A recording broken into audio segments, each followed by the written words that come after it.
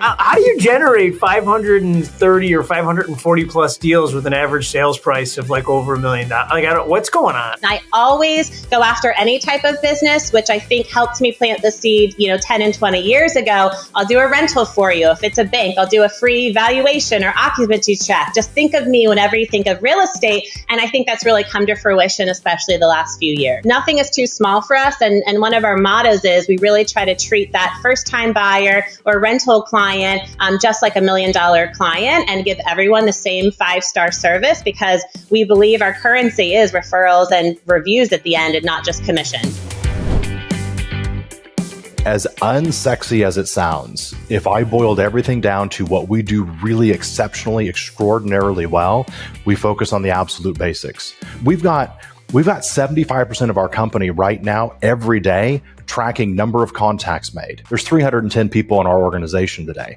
So some, their goal is 15 contacts a day, some it's 25, some based on their database or their business, or they just moved to that city, they're having to make 30 and 40 contacts a day. But the one thing that we're doing extraordinarily well is holding it accountable. How many contacts?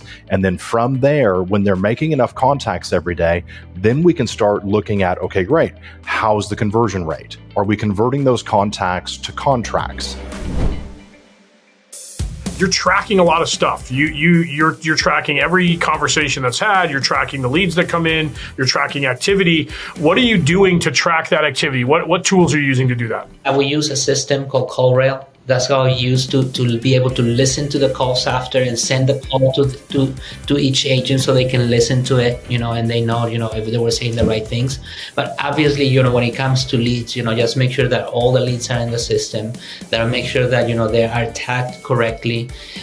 Within Command, we do use, we have the different sections, so the different stages that we use for every lead, and making sure, they just move them to the correct, stage in order for us to know exactly where they're working and with each lead that they're working with. You need to have really 3 or 4 main sources of business for buyers and sellers.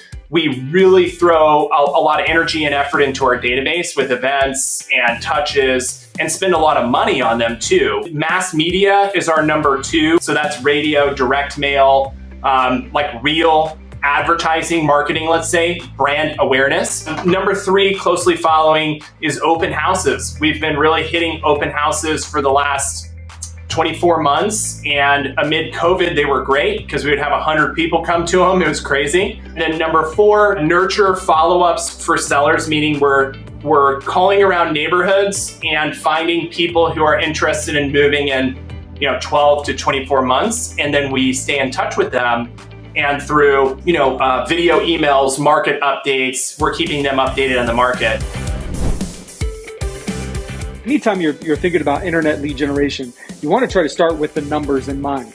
And you want to kind of start with, is there either amount of money I can spend, or is there a transaction goal that I have in mind, right? And so a lot of times agents are starting with, well, I have, let's say I have $100 to spend, or I have $500 to spend a month. So if that's the case, then you're entering in with, all right, well, I know what I'm going to spend and how much ads I'm going to generate. If the reverse is true, like I know I want to try to get a closing a month, you can walk backwards. You can go, well, I want a closing a month. If it's 1% converting, I need 100 leads. And let me kind of ask around and figure out what is the average cost per lead, so I know how many leads I need to be generating. So you start with that plan, right? How many leads do I want to generate, or what is my budget? So I have an idea of my goal. Always begin with the end in mind.